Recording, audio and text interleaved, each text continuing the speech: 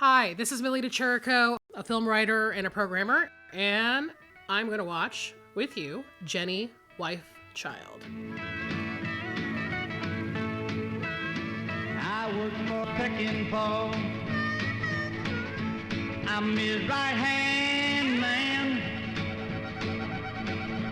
So one of the most famous things about this film is the soundtrack, which I'm sure we're going to talk about a lot during the commentary.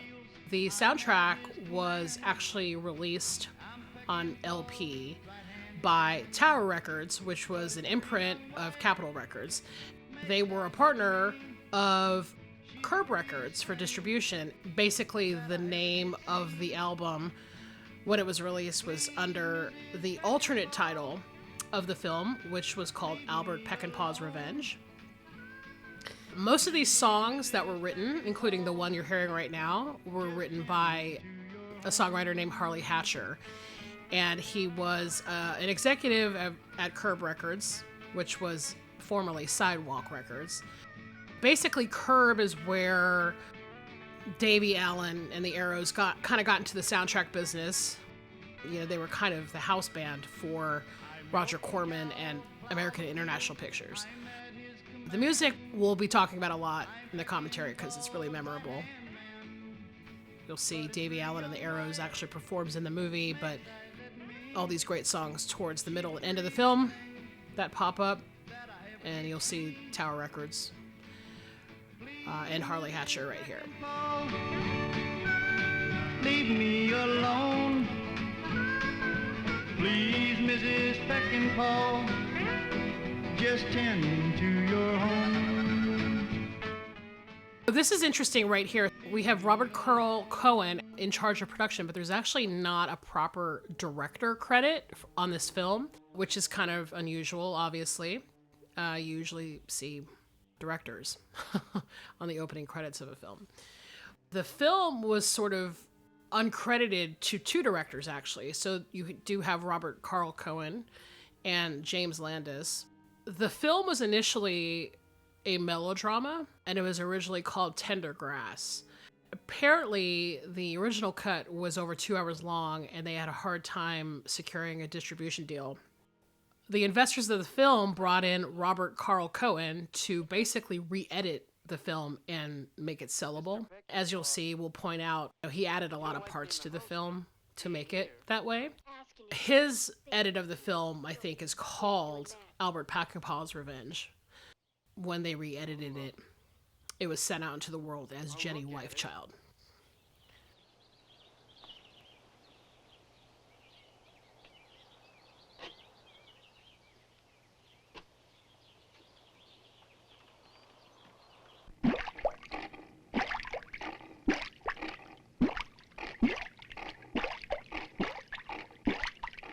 This scene here is pretty cheeky. You'll probably understand why in a quick second.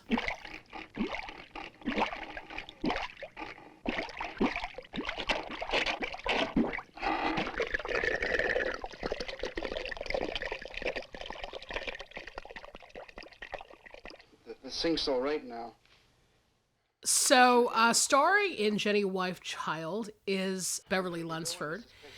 She's originally from Atlanta, Georgia, which is where I'm from. So she's a hometown girl. She was probably best known as Shirley Fletcher on Leave It to Beaver. But then she also starred alongside William Shatner in the Roger Corman movie The Intruder from 1962.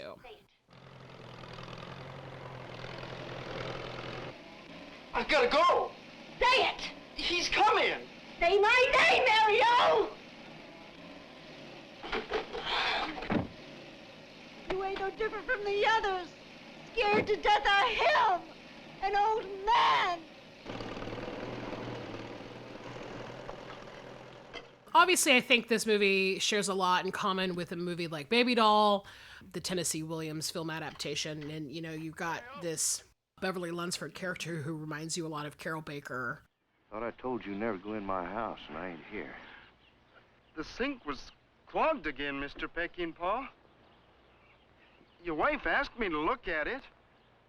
Something needs fixing around here. I do the telling, not my wife. I expect my hired help to do as they're told. I'd hate to have to fire you, Mario, just after I told you Ma. This actor here who plays Mario is named Jim Reeder.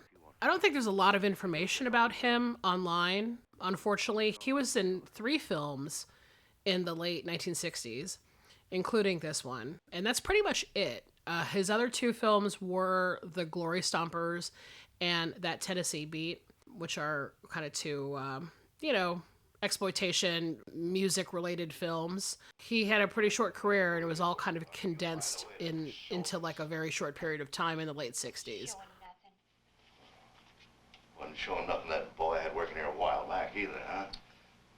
Just put on a pair of shorts. Nothing wrong in doing that. There's nothing wrong in prancing around in front of other men in shorts so tight that they can see everything you got. Maybe they do that down on the river bottom, girl. But not in my house, they don't. Now, you button up that blouse. When we was married, I thought you were going to buy I know me. what you thought. Old Albert Peckingpaw would be easy pickings. Got a weak ticker. Won't be around much longer. What happened to all those nice things you were going to buy me?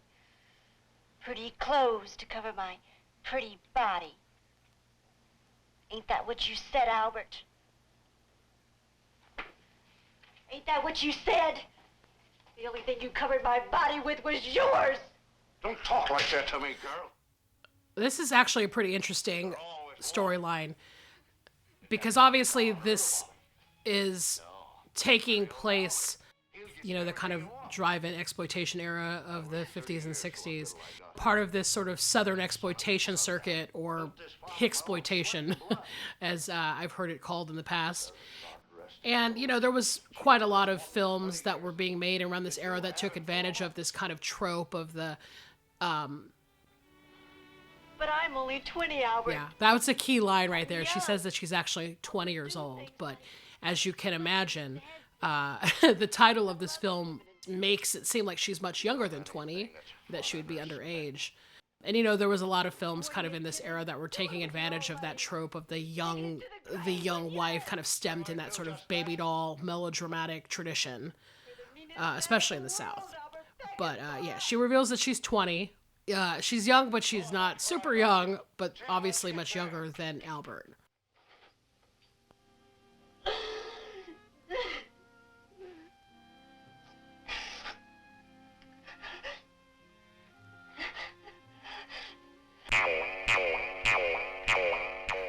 So this is something that Robert Carl Cohen added to the film, were these title cards that kind of have like it's like an old Western meets silent movie font. And I think that was part of his addition to the film, was trying to make it a little peppier and less of sort of a traditional drama film.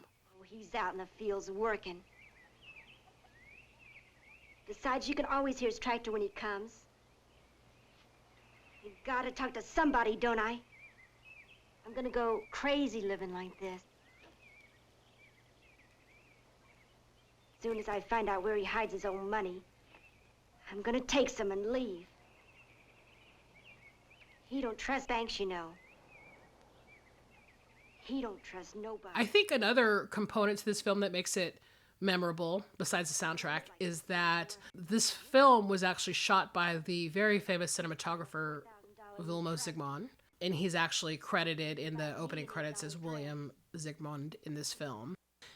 And as you know, he did many B films early in his career, including movies like The Sadist, The Nasty Rabbit, and Ratfink. And these were titles that he had done with the co-director, James Landis. They were both basically kind of linked up with Fairway International Pictures, which was the company that was owned by Arch Hall Jr.'s father, Arch Hall Sr. Arch Hall, as you know, the exploitation film actor who was the star of The Sadist.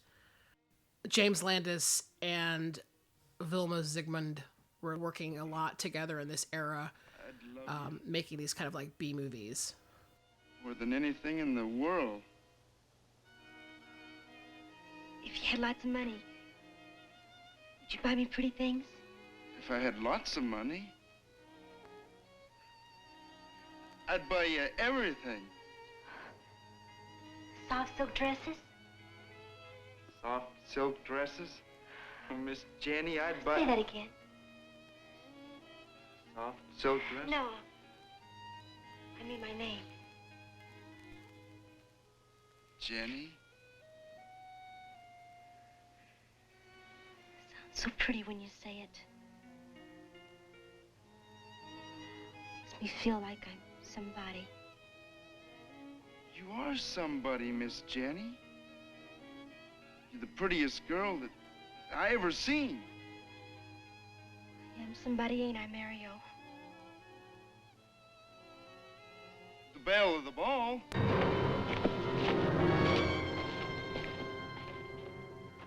Mario!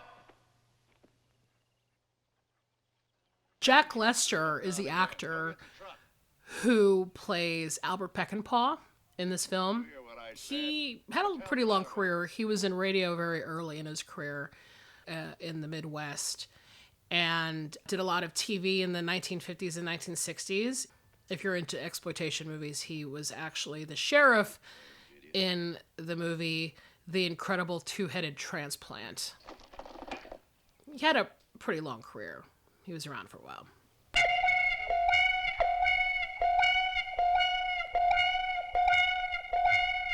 Cooking's getting better.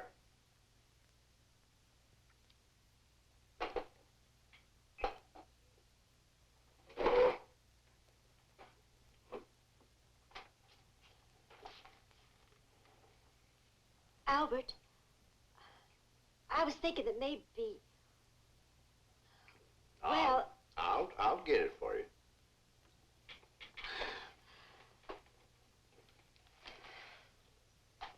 For your birthday.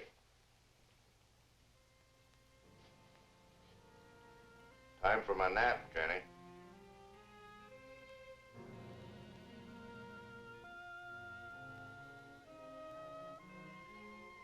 Jennie? What's interesting about Robert Carl Cohen, the co-director on this film, he made a pretty famous Mondo film in the 60s called Mondo Hollywood, and it was essentially kind of a documentary in the Mondo style about Hollywood.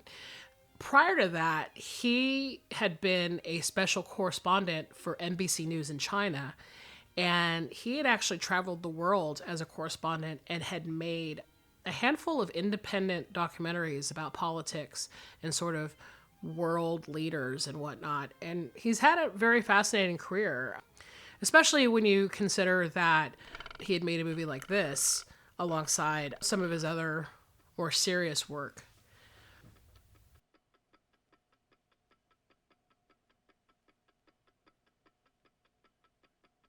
But this scene right here is very interesting to me. It kind of reminds me a little bit of, it's almost kind of got a European or like an art film feel to it, like almost like a Bergman film, which is interesting.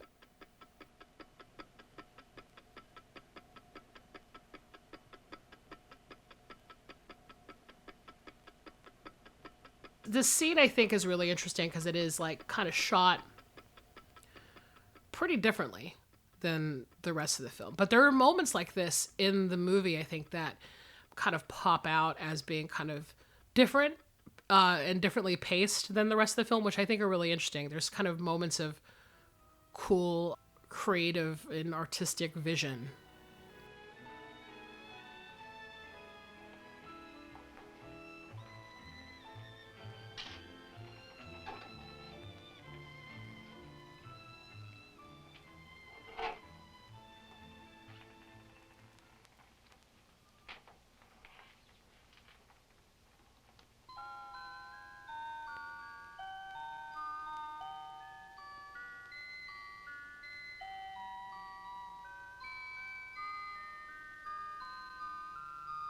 Jennie!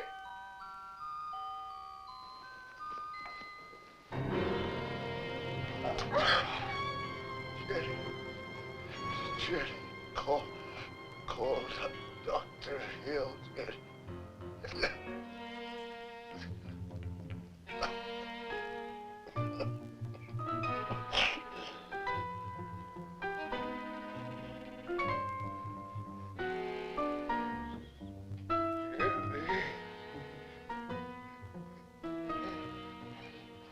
Jenny.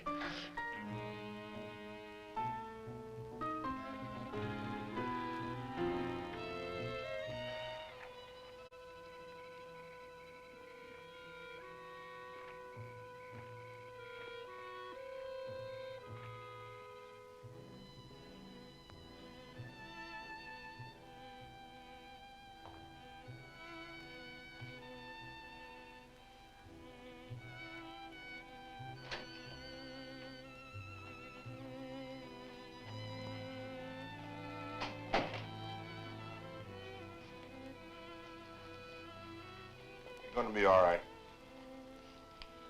You're gonna need rest. Keep in that bed. No excitement, no foolishness. Give him one of these 3 times a day. I'll send around a list of what he's not to have. This doctor is played by an actor named Richard Cowell. Good thing I got here when I did. He was in probably about 24 films and television shows. He had done things like Gunsmoke, The Addams Family, kind of like 60s TV. He was in a couple of other like interesting early 60s B pictures, and then was in a lot of TV movies in the late 80s and early 90s.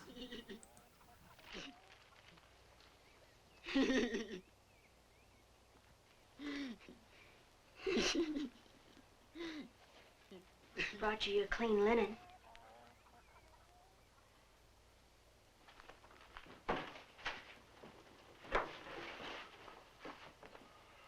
You don't need to be so bashful, Mario. Seen a man's chest before. How's Mr. Peckingpaw today? Same as he's been for the last 5 days. Jenny this, Jenny that.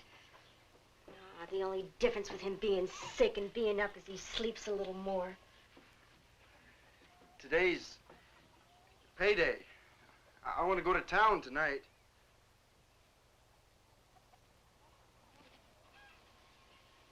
Who does this belong to, Mario? It's somebody I know. I didn't know you had a girlfriend. I ain't got no girlfriend, Miss Jenny. Then what you got an earring for? She gave it to me. Why? I think she kind of likes me. Do you like her? I like her all right, I guess. I just go to see her when I wanna... Make love?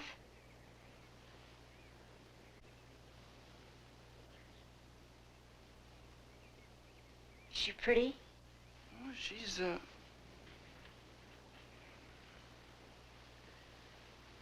ugly. Are you gonna see her tonight? Well, I might. If she comes to the cobblestone. Hope you have a good time. And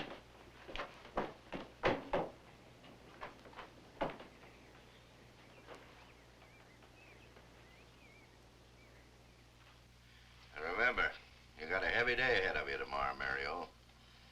Man can't do a decent day's work after liquoring up all night. I won't be liquoring up all night, Mr. Peckingpaw. I'll be getting home early.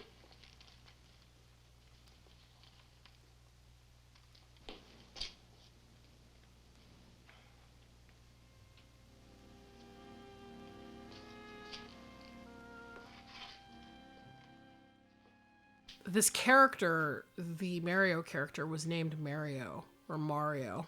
They say Mario a lot in the film. You know, I wasn't sure if they were trying to suggest that his character is supposed to be Italian or that he was supposed to be like kind of an ethnic character or something. That would have been kind of interesting. I always question whether or not that was the case, but I guess they don't really explain it in the film. Would be kind of a interesting research to do.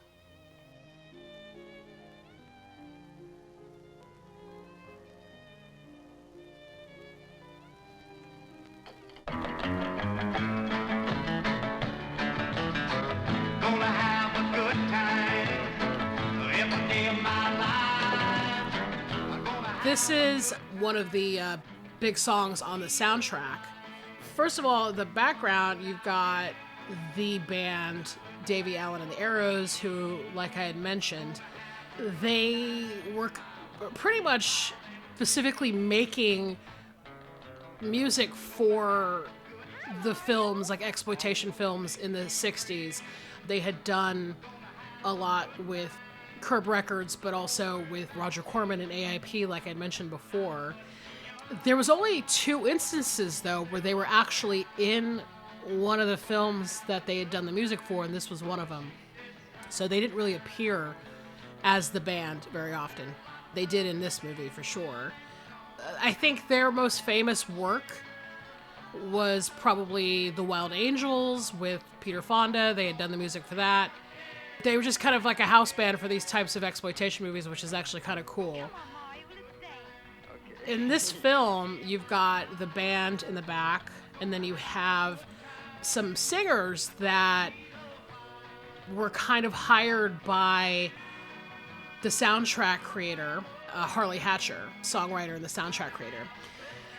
You've got a couple coming up later in the film that are really cool songs that got kind of released as singles on top of being on the soundtrack for this movie. But this song here is being performed by Don Epperson.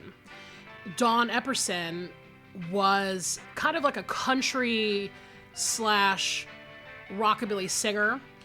And he actually did a couple of movies too. He acted in a couple things. He was in the movie Big Jake with John Wayne. And he's in the background, obviously, singing in this film. Interestingly enough, his daughter is Brenda Epperson, who was on the soap opera The Young and the Restless for many years. She also sings as well. She had her own singing career. Don Epperson died actually pretty early. I think he died in his early 30s. He had made a couple of great records and songs, but then had died young, which is sad.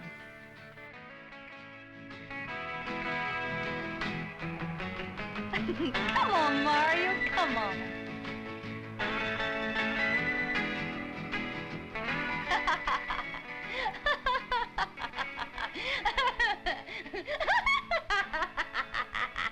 Come on, Mario, let's see you ride that thing.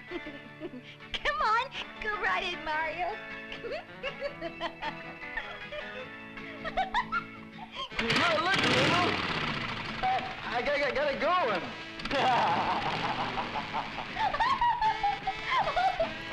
Yeah.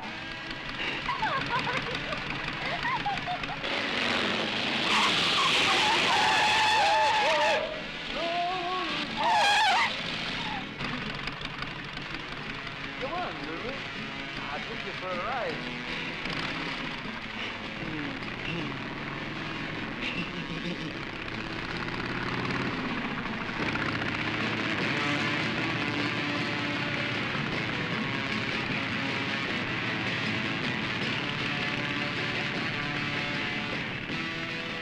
So this sequence that's coming up right here is pretty memorable, I think, in the film because it kind of is part of the, I would say, nudie cutie tradition where, you would have these scantily clad or naked women appear in some of the exploitation films. Very tame by modern standards, but, back then was sort of a way to get some sex into a film. Essentially, this sequence is one of the ones that Robert Carl Cohen brought to the film. This female character, Lulu Bell, in the film was played by an actress named Virginia Wood. This was, again, sort of added later to the film, the original film being Tender Grass, more of a melodrama, and they, obviously brought in Robert to kind of spice it up a little bit, and this is what he did.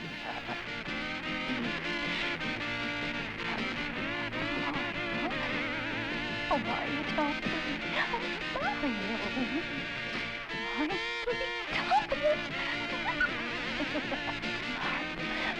stop it.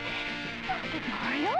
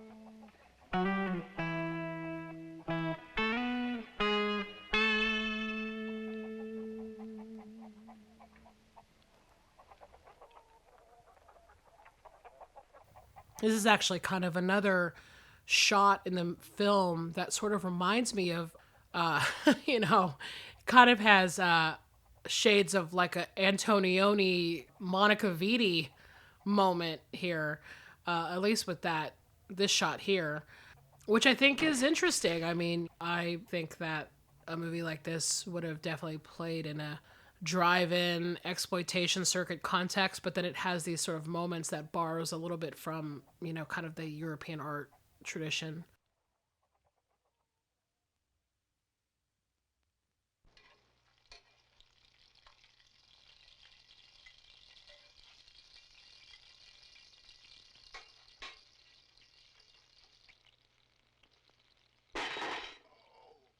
I think Beverly Lunsford in this scene is actually fantastic. She really conveys her disgust with Mario for staying out with Lulu.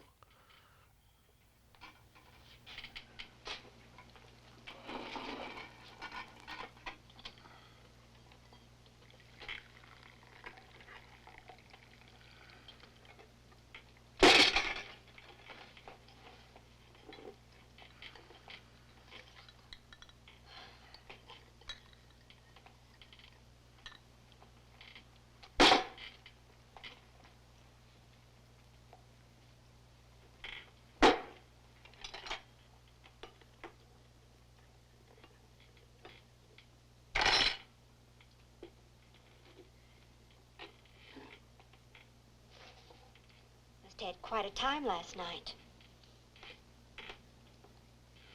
I don't remember much of it. Lipstick all over your neck. Oh, must have had lots of fun. Of course, if you want to call going to a cheap bar and drinking cheap booze and making a fool out of yourself fun, guess you can. But I wouldn't do it, you hear?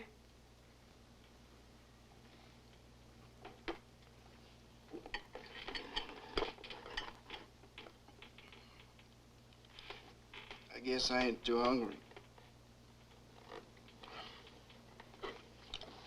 I better get to doing my chores. It's cheap, Mario, you hear? Cheap! Cheap!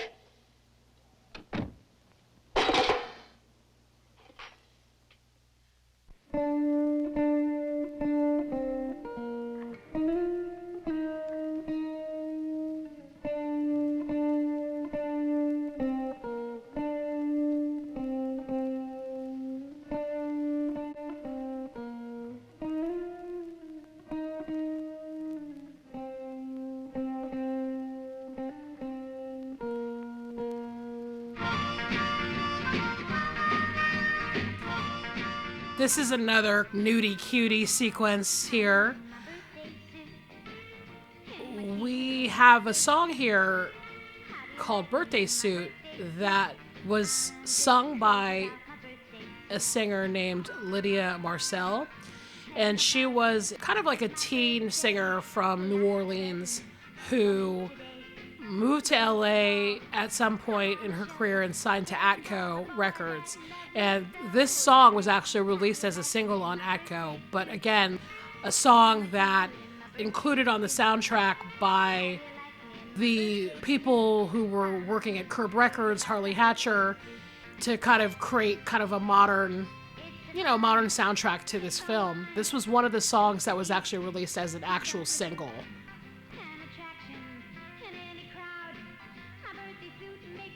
And of course it's called Birthday Suit because I think we know why. How do you like my birthday suit? I'm just crazy about my birthday suit.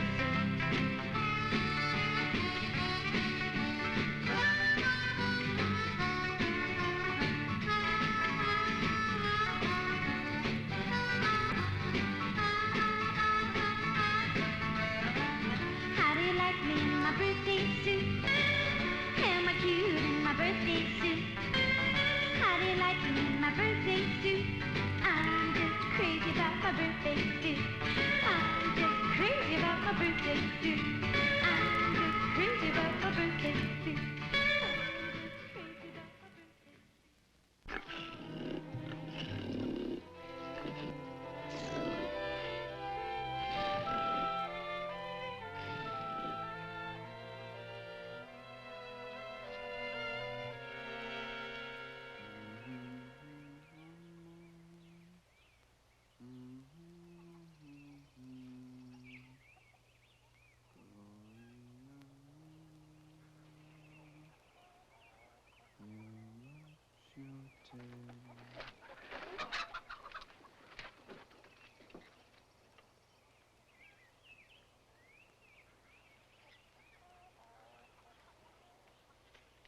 How come you've been avoiding me the last couple of days, Mario?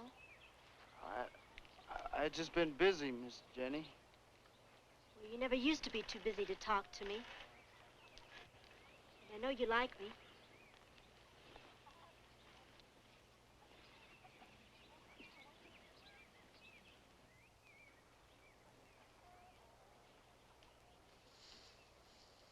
You do like me, don't you, Mario?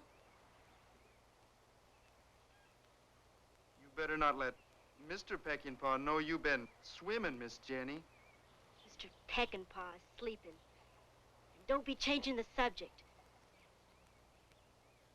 Do you like me? I like you a lot. But you belong to him. I don't belong to nobody, you hear? Nobody.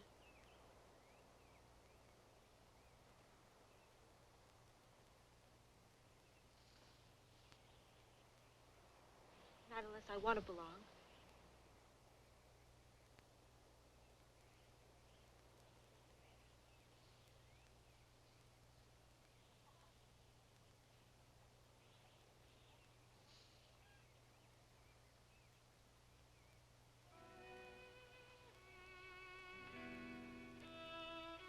I want to belong to you, Mario.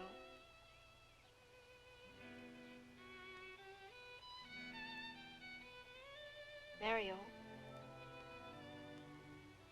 Kiss me.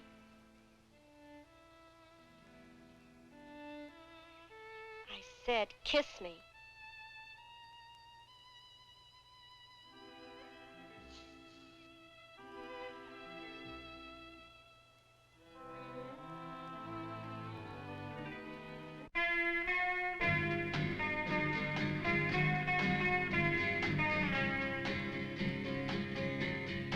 I can't blame myself for loving you the way I do. Here we have a song from the soundtrack that was sung by a woman named Jan Sweet.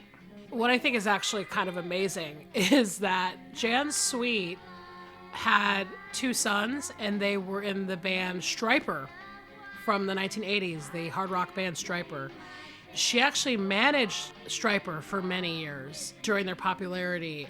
I just think that's really interesting that she had this song on this soundtrack to this B movie from the late 60s, and then ended up sort of becoming a manager of a Christian heavy metal band in the 1980s that her sons were in.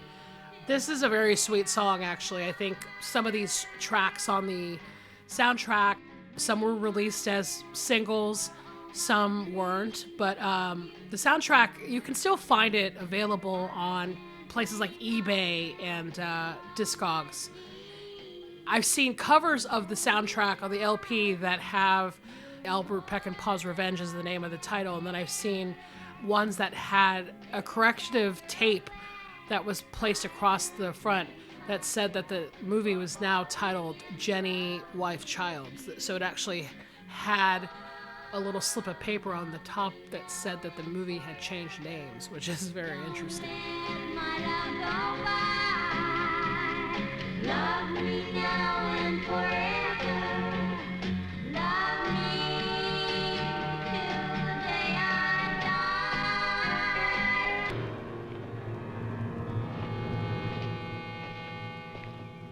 I only made love with Albert. Don't like it with him.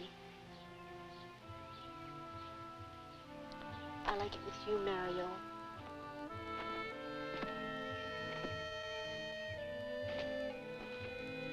Have you made love to lots of girls?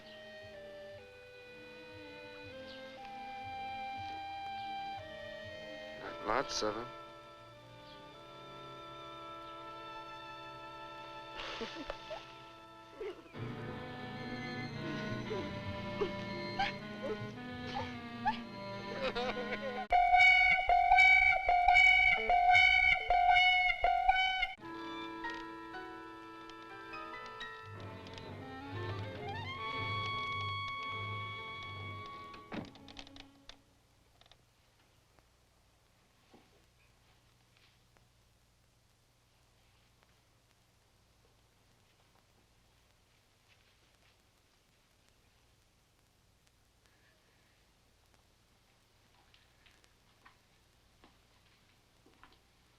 Where you been? Outside? Well, if you wasn't inside, you must have been outside. I know that. But where?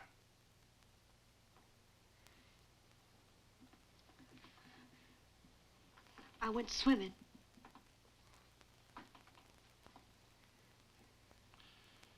You went swimming?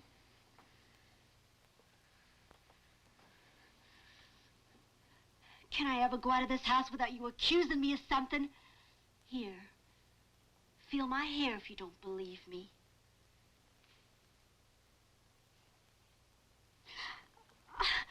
Albert, you're hurting me.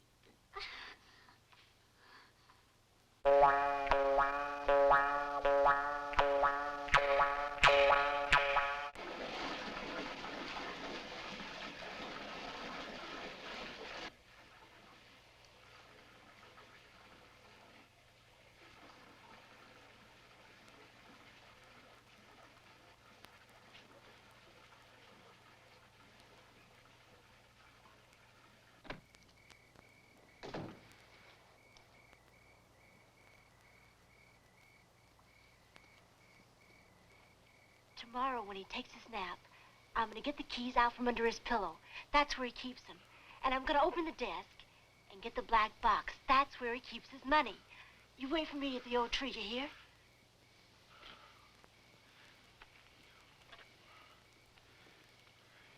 should not have do it, Miss Jennie. We'll go away, Mario. Away from Albert and this kind of life. We'll go to dances and have lots of fun.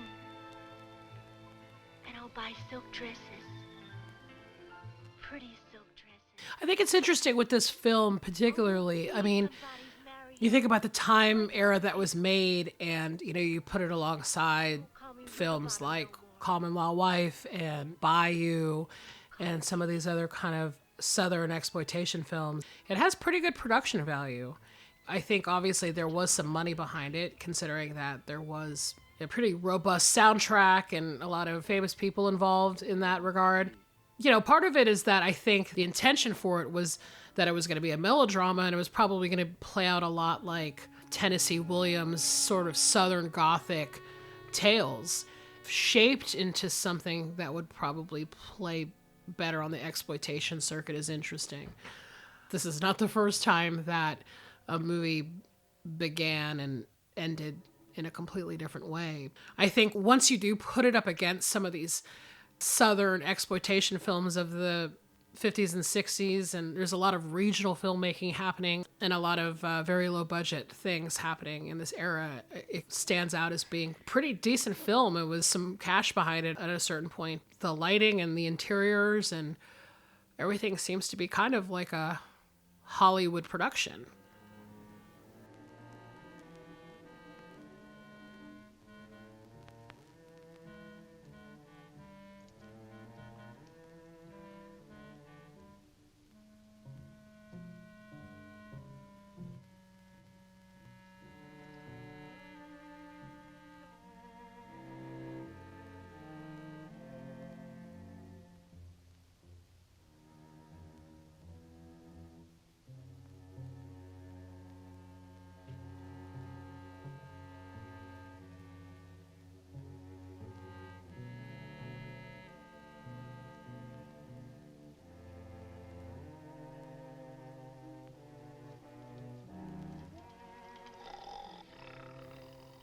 It's interesting, in the background, you've got this photo of Albert's former wife before he got mixed up with Jennie, the wife child. But yeah, maybe a picture of him and his first wife.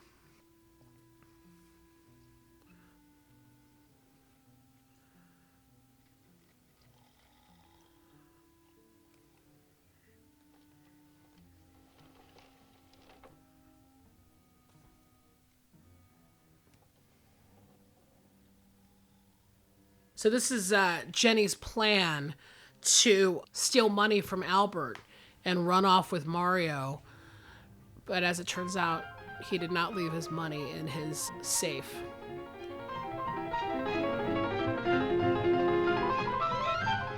I got it! I got it!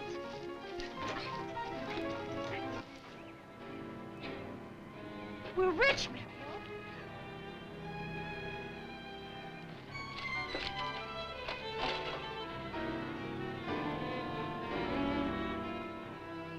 What are we going to do?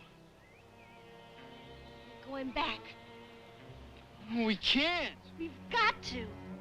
He keeps the money in the desk. I know he does.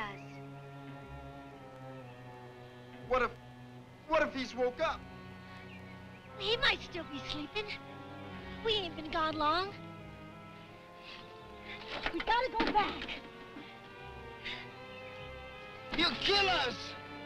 We can't leave without the money. Miss Jennie, we oughtn't to go back there. We're going back. Mario, come on!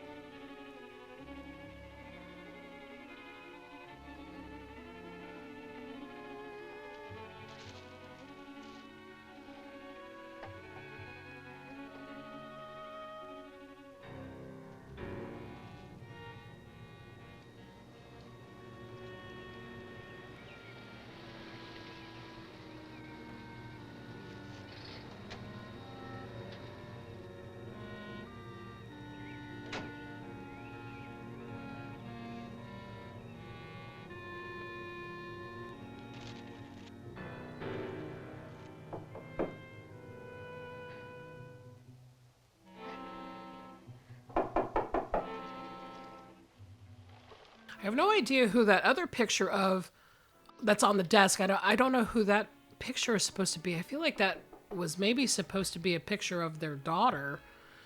They don't ever talk about it though. So it's just interesting to me that that's just sort of hanging out in the background. Just left to wonder who Albert was and who these people are, because they don't really appear in the film. I better have a look at it.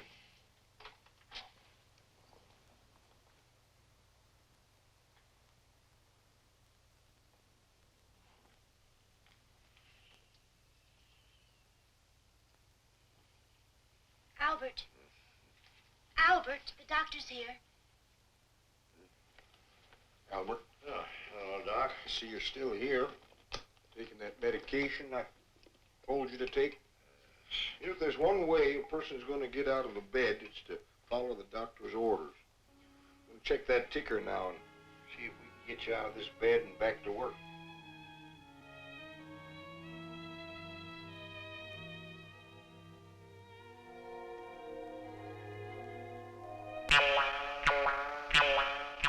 These cards that kind of pop up in the film are very interesting because I think it is intentionally trying to move the story along to provide a little bit of comedy and levity to the drama of the story. I mean, I think sometimes when they pop up, it is jarring because you're kind of in the middle of a scene. It kind of takes you out of it a little bit. But, you know, I think that in the world of exploitation movies, anything goes. The fact that they had re-edited this film and they were trying to make it less serious. And so in that context, of course you would throw in a card like that to break some of the quote-unquote boring parts up.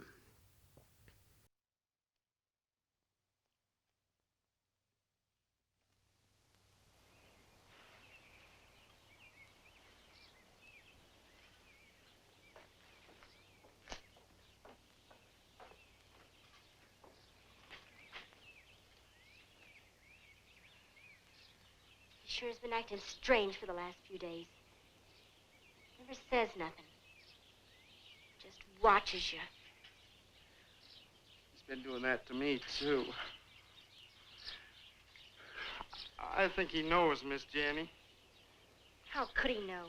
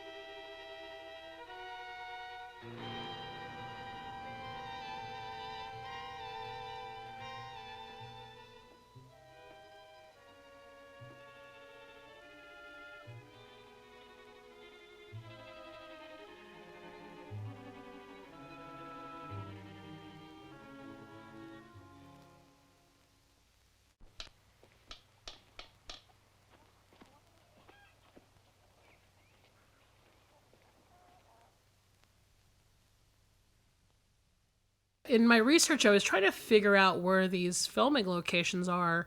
I can only assume they're probably right outside of LA, just based on the landscape. Unfortunately, there wasn't a ton of that information, especially online. I don't think that there was any book or anything to reference either. Carl Cohen has a website online that talks a little bit about his career and his work. He has a version of this film that's his, I guess, his director's cut, if you will, that's on his YouTube channel.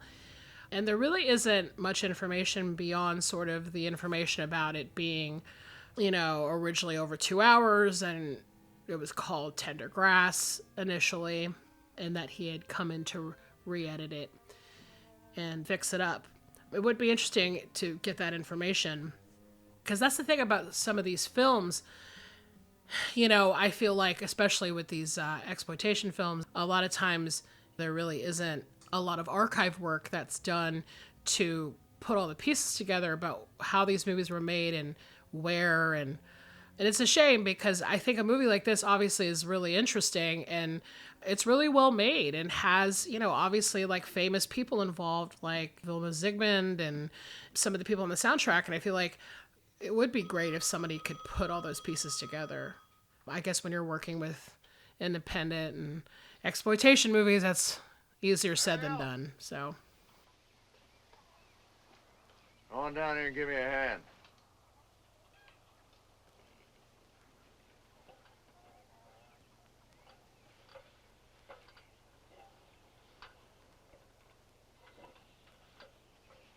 Man could get himself hurt pretty bad falling off a ladder.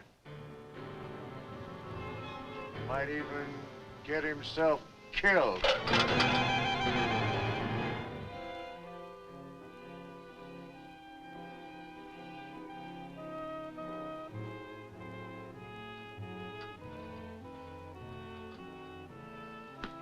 Albert, there's a man on the phone about the tractor.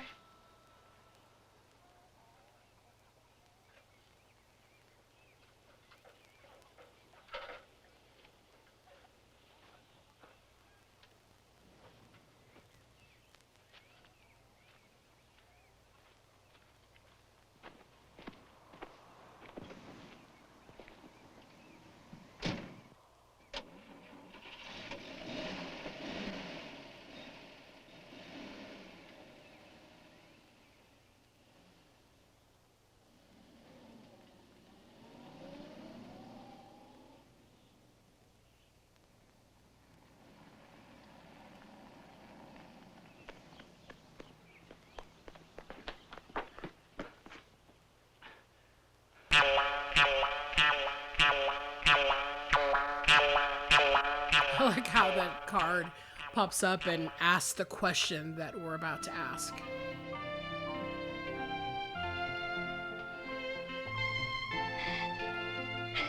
Happy birthday, Jennie.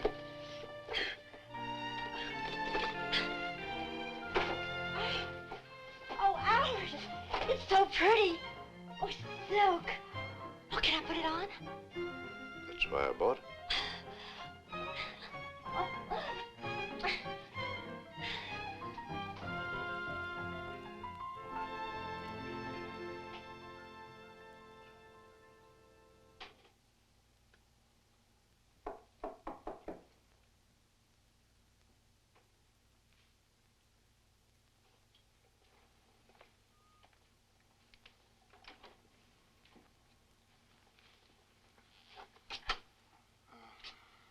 I done like you told me, Mr. Peckingpaw.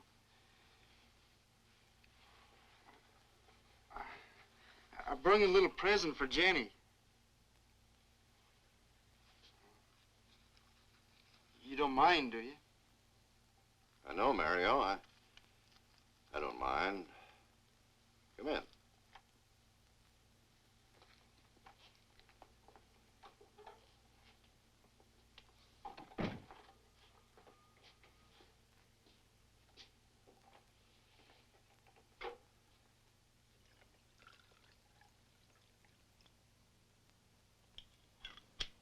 Have a glass of wine, Mario.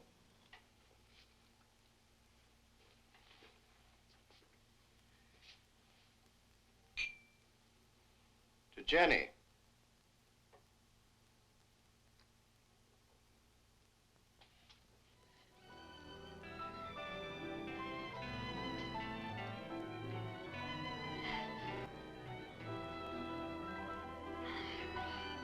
Oh, this is the prettiest dress I ever saw. This is for your birthday, too, Miss Jennie. It used to belong to my grandma. Thank you, Mario. Ain't my dress pretty? Real pretty. Oh, thank you, Albert. Thank you. I'm so happy. Mario's feeling rejected. Can't understand why Jenny cares about Albert's dress and not that beautiful cameo that he just presented her with.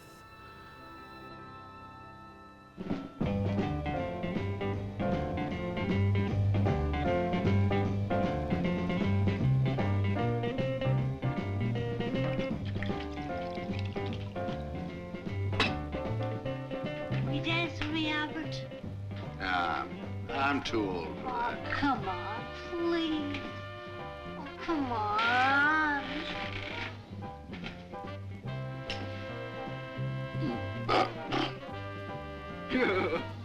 Dance with me, Mario. I can't Yes, dance. she can. Come on. No, I can't. Yes, she can. No, I can't. Yes, she can. Come on. Oh, Albert don't mind. Do you, Albert? Go ahead. Come on.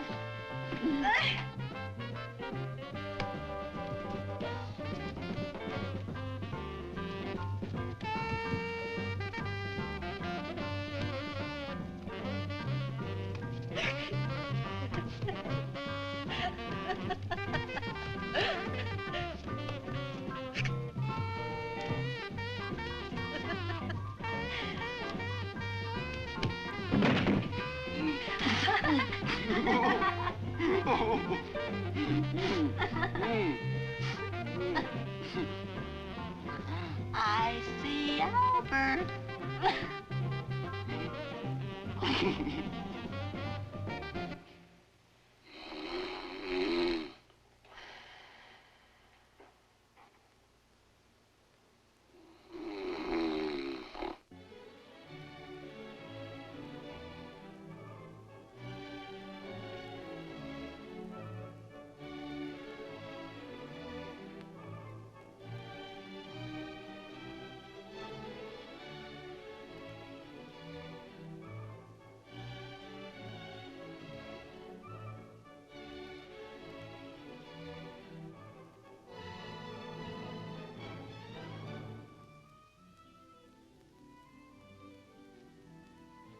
This is the best birthday party I've ever had.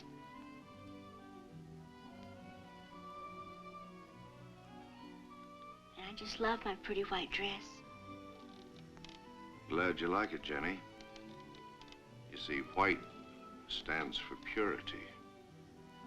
Seeing as how you're so pure, I got it for you.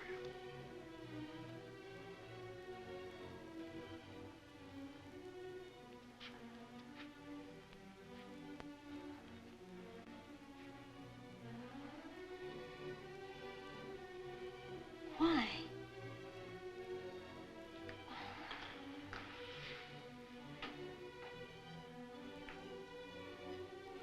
Why, Albert? A person is dishonest. A person will be unfaithful. There's nothing lower than an unfaithful wife. Don't you agree, Jenny?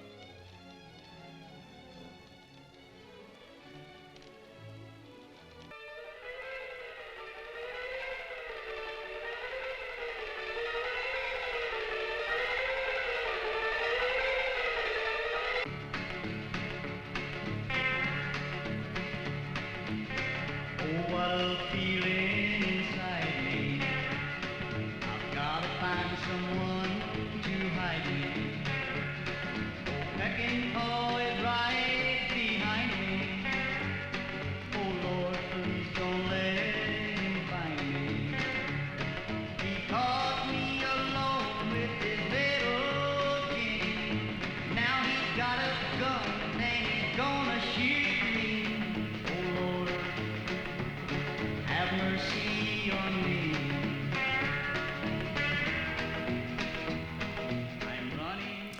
This song is actually really interesting because it's kind of a song that was written specifically for the film, obviously. It's talking about the narrative,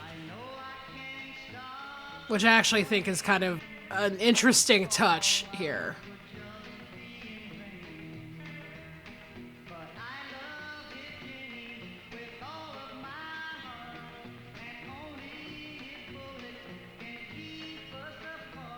And this again is performed, sung by Don Epperson, written by Harley Hatcher, who did the soundtrack.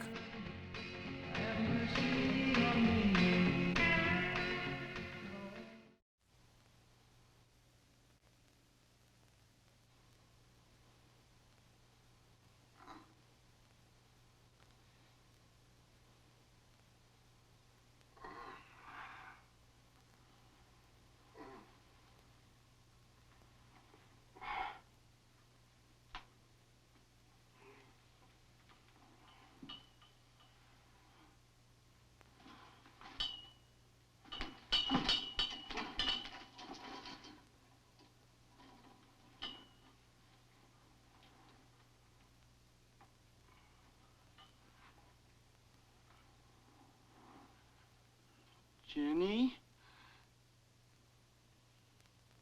Only a crazy man would do something like this. When I first saw this film many years ago, I had just seen the very first Saw movie. I kind of thought, this is almost exactly like the new Saw movie I just saw, where they're chained to pipes across the room from each other. And obviously, Albert Peckingpaw has drugged them and has put them here because they cheated together behind his back.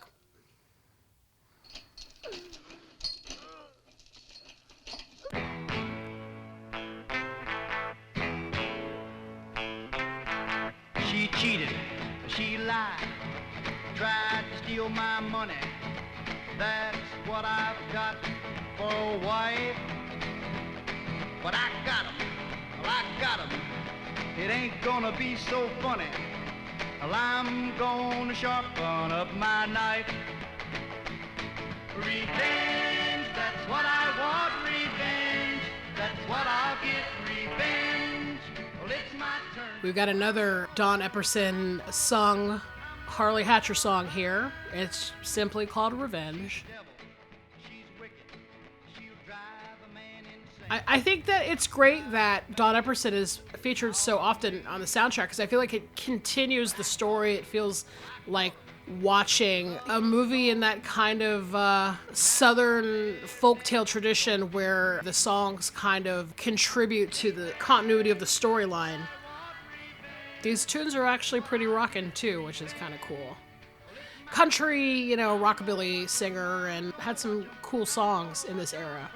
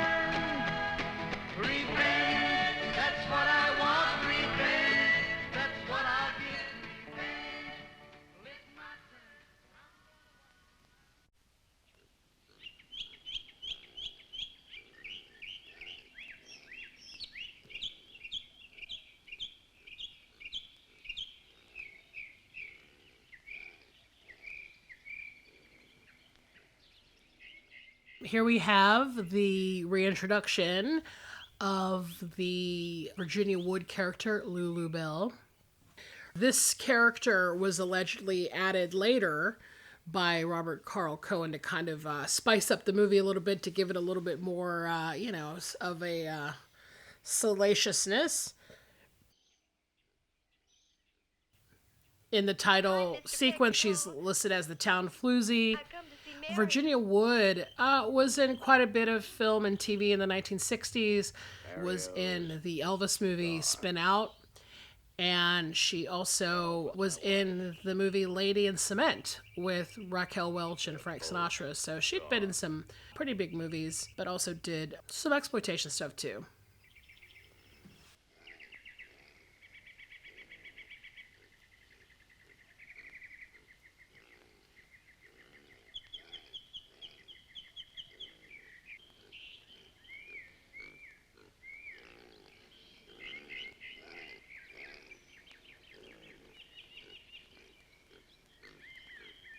Lulu, you better be getting out of here.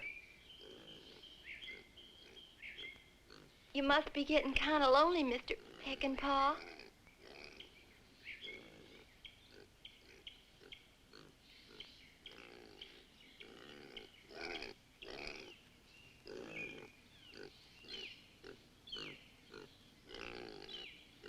You must be getting awful lonely, Mr. Peckingpaw. Please, Lulu. Please.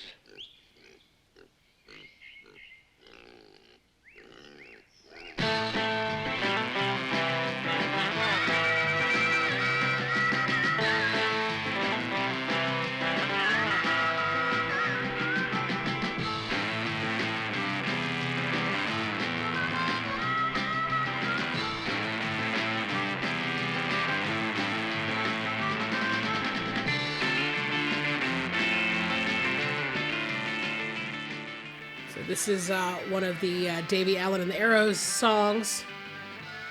You can probably tell from the distortion of the guitar.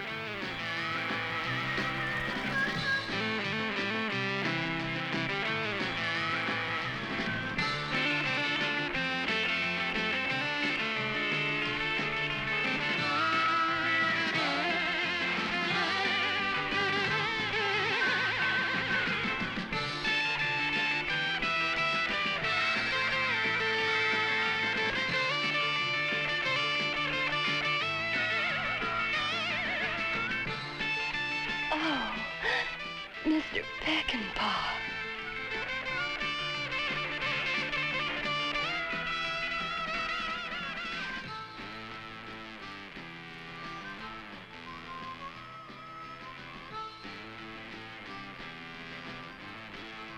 You're a real man, Mr. Peckingpaw.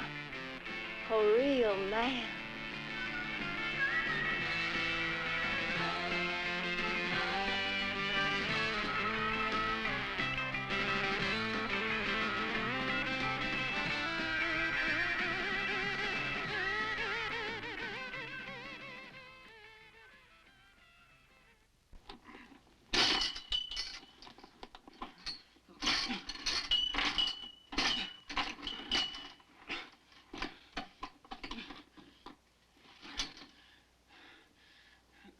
Bit more and I'm going to get it loose. What good is it gonna do? Then I can get closer to the door. And next time he comes in, I'm gonna get us out of here, Jenny. You'll see.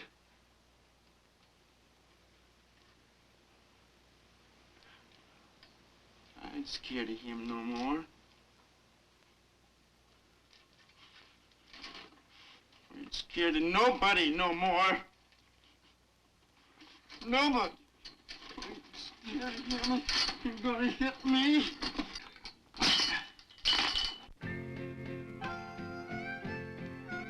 I'm a weary man and I've grown too old to keep you warm. My wood, it's so cold. Go to your tender grass. So this song was sung not by Don Epperson, but by Jimmy August.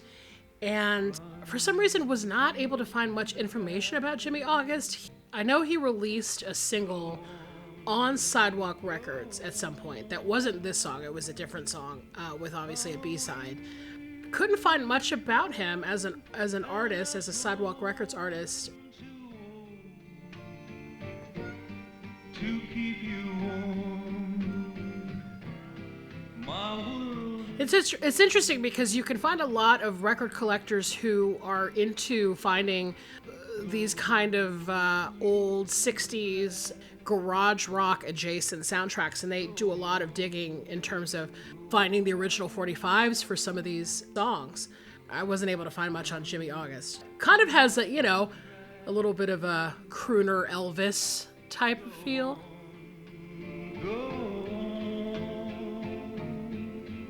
There's a river running deep. There's a mountain so wide.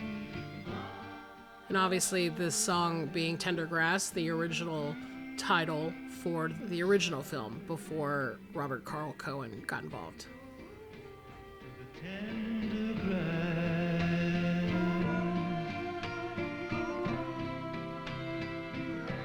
To the tender grass. To the tender grass.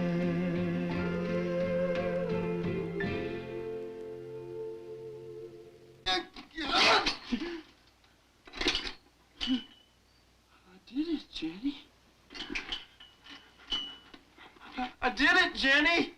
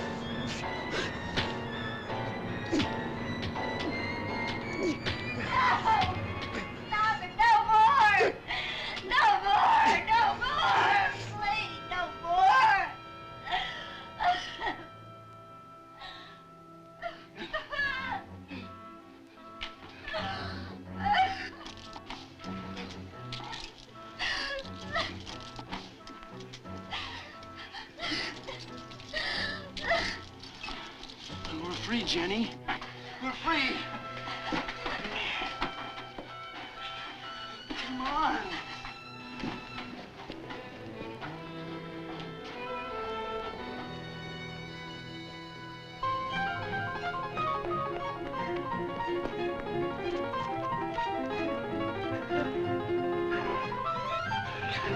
Come on, Jenny. You think Albert's dead? I don't know. Come on, Jenny, we gotta get away from here. What if he's dead? He was gonna kill us. He might not be dead.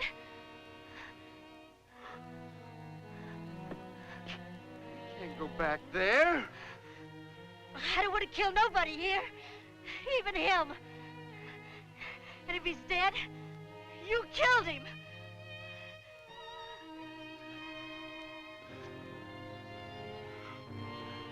I didn't mean to kill him. I'm going back, Mario. Yeah, I think this shot here, obviously amazing cinematography done by, who would become a world famous cinematographer. Just even in this movie, prior to his big time fame, a lot of amazing shots here that kind of, again, resemble that sort of European art house tradition of like a Bergman or an Antonioni. I'm saying big words here, considering this movie is called Jennie, Wife, Child, but I do think I stand by it. I just think that there's these exteriors are fantastic. There's a lot of good lighting techniques being used here. This is a very well-made movie. Very surprising.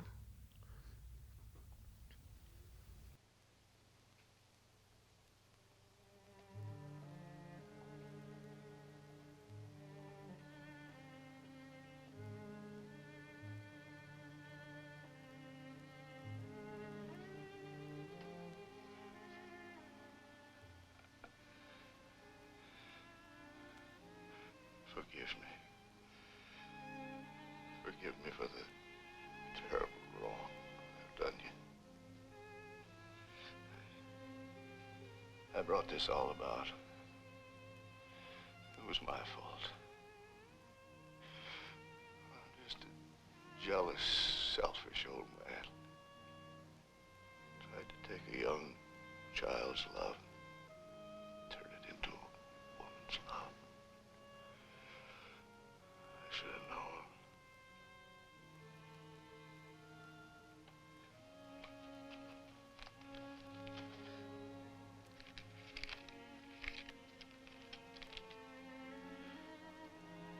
$2,000. 5 years of my life. Take it. Take it and go. Go to your young life. Go to your tender grass.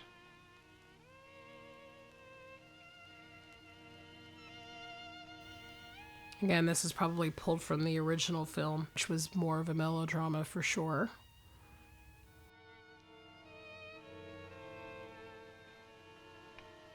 Go.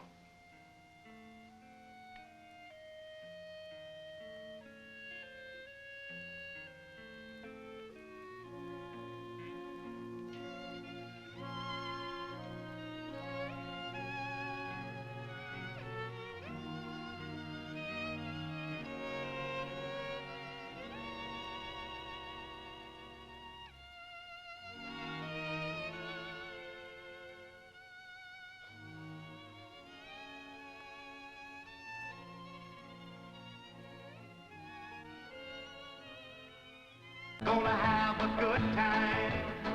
Kind of an abrupt cut there, but I think we now have the end of the film here with the Don Epperson and Davey Allen and the Arrows track, and looks like everybody's having a great time, even Lulu Bell, and everyone's dancing along to the great jams here. So even Mr. Peckingpaw. Well, I had a really good time watching Jennie, Wife, Child with you, and hope you did too.